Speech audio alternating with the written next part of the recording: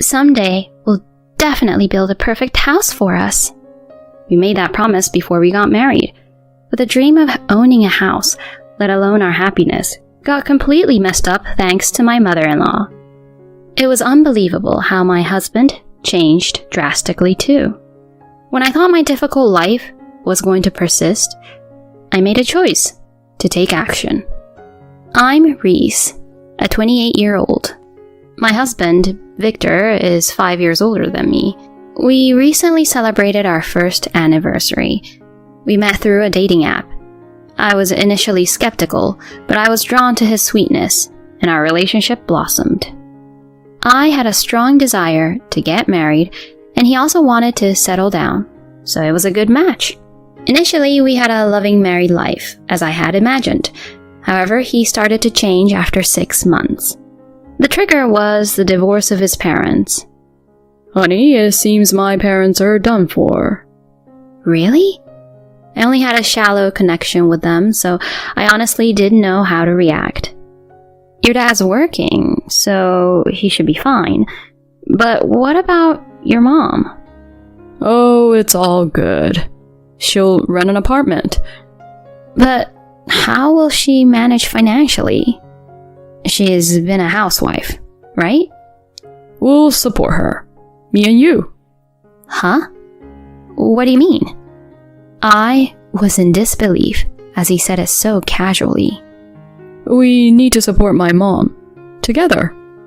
Oh, wait a minute. Why should we pay for her rent? She's in trouble, so obviously we must help her. Right? No, if it were only you, I might understand. But why should I? It makes no sense, does it? Come on, honey. She'd be grateful, and you'll benefit from this too. I remember you said you didn't want to move in with her before. I'm trying to be understanding and accommodate that. He was right. I had told him before we got married that I didn't want to live with my in-laws. Even so, I still didn't understand why I had to cover her rent. I stubbornly insisted. I neither want to live with her nor pay her rent. Period. Plus, we're supposed to save money to build our own house. There's no other way. Things have changed, you know. It's not like I've given up on that either. Right now, my priority is Mom. You're being irrational. If you want to support her that much, why don't you pay for it yourself? What? And I have to pay our living expenses? On top of that? It'd wipe out all my spending money. Think about me a little. He let out a heavy sigh, and then he retreated into the bedroom. What's up with that? Why should I be the one getting scolded? Most of all, what's Heather thinking? It's just not right that she's trying to make me pay her rent. The next day, Victor came back home with her in tow. She put on some fake tears and began pleading. Reese, you heard about my divorce, right? I'm in a tough spot right now. You understand, don't you? Yeah, sure, but when you split up, it was pretty obvious that you'd have a hard time making ends meet, right? But I couldn't take it anymore. I was tired of being with that stubborn man. Even so. Anyway, I moved to a nearby apartment, so I asked you guys to cover the rent for me. Jeez. It was so presumptuous, and I was about to disagree, but Victor intervened. He stood between us and glared at me. Listen, are you really going to complain when she's desperately asking for help? What's wrong with you? Why should I be spoken to like that? I'm not working to support her, you know? Jeez, you're really heartless. You're just a wife, so listen to what I say. What the heck is that supposed to mean? After that, I continued to be berated by both of them. And eventually, I caved in. I really didn't want her to move in with us, so I reluctantly agreed to pay half of the rent.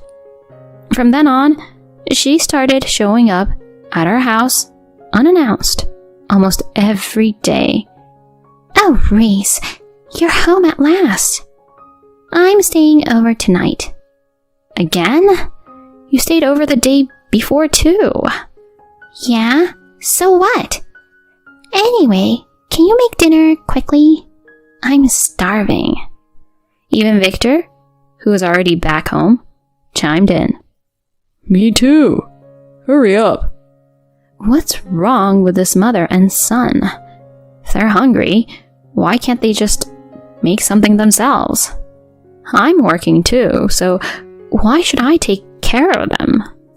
Heather's audacity didn't stop there. Every time she came over, she would ask me for money. Hey, Reese, I really want to buy some clothes this month. Oh yeah? Then why don't you ask Victor to buy them for you? He needs money for various things, you know. That's why I'm asking you.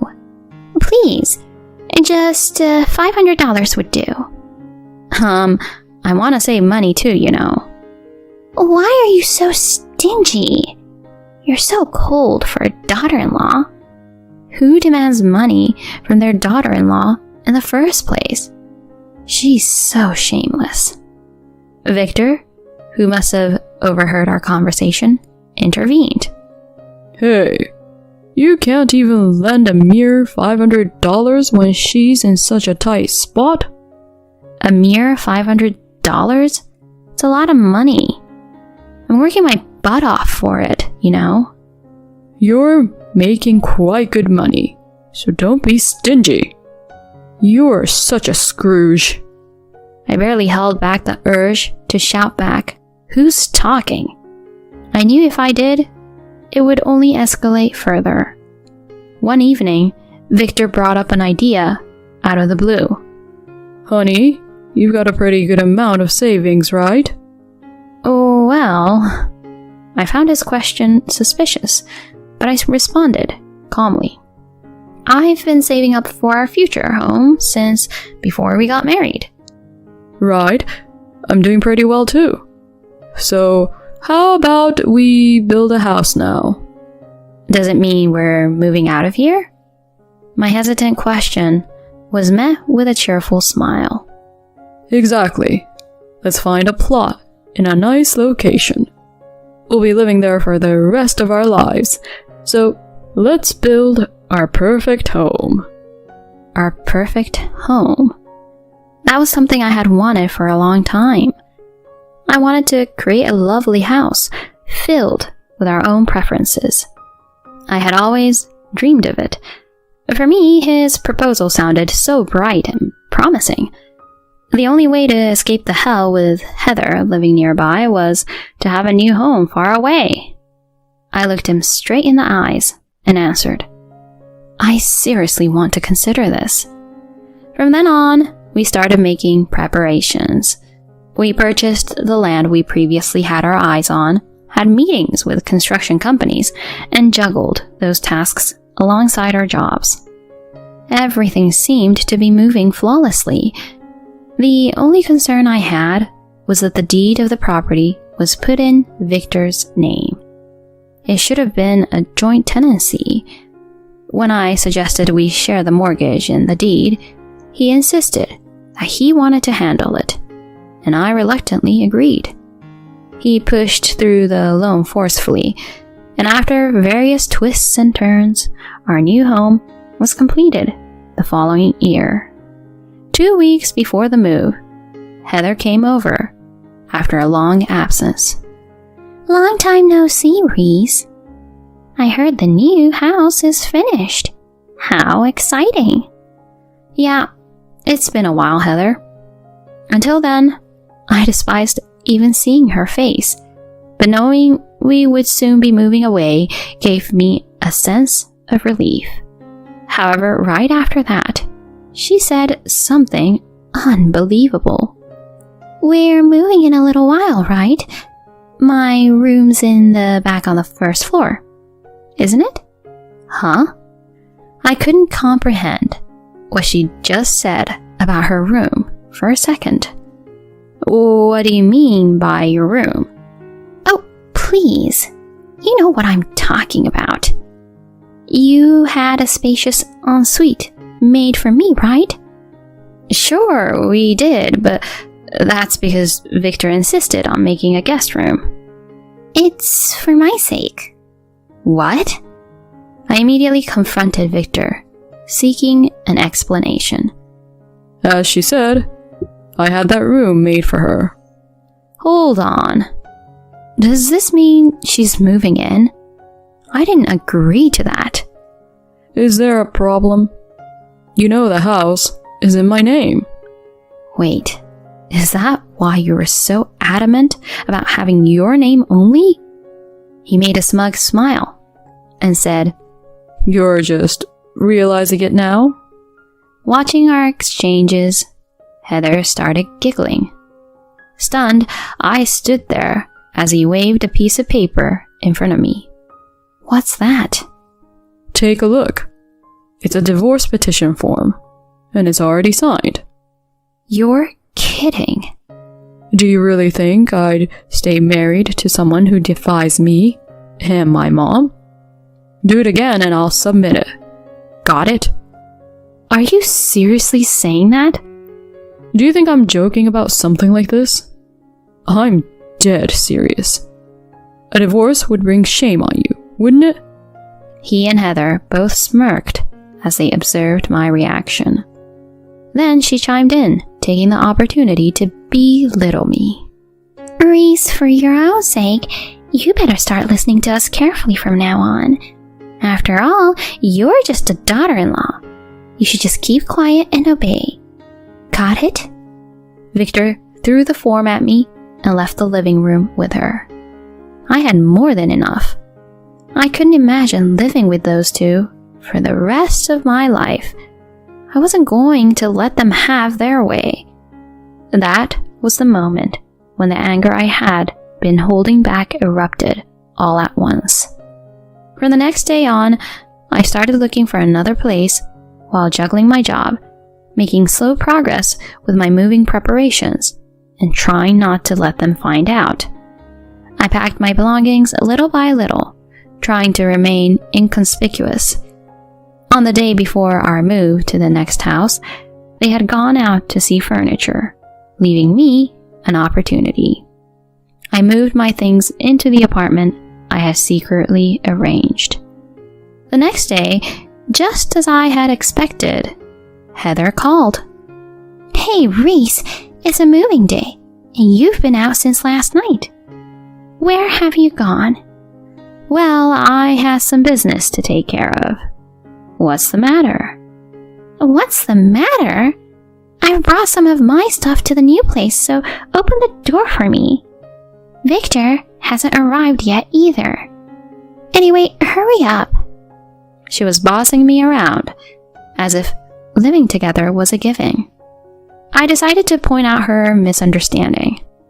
Heather, I don't know what you're getting wrong, but my move was yesterday. What? Are you crazy? The move is today, isn't it? No, it was yesterday. Well, at least my move was yesterday. I really don't get what you're talking about. Your move is supposed to be on the same day as Victor's. She was frantically yelling at me to hurry up and get there. I had been waiting for the opportunity to drop the bomb. I'm living alone from today. Living alone? It means please handle your move yourself. It doesn't concern me anymore. What are you telling me, Reese? She was clearly confused. So I continued. In fact, I filed for a divorce from your son. I have no obligation to care about you anymore. Divorce? Wait, you better explain this. I just did. Your son threatened me with a divorce. So I went to see a lawyer and filed a divorce petition. Oh, come to think of it, I recall something like that. I can't bear living with insensitive people like you, and I refuse to continue playing a family. So, I decided to be single again.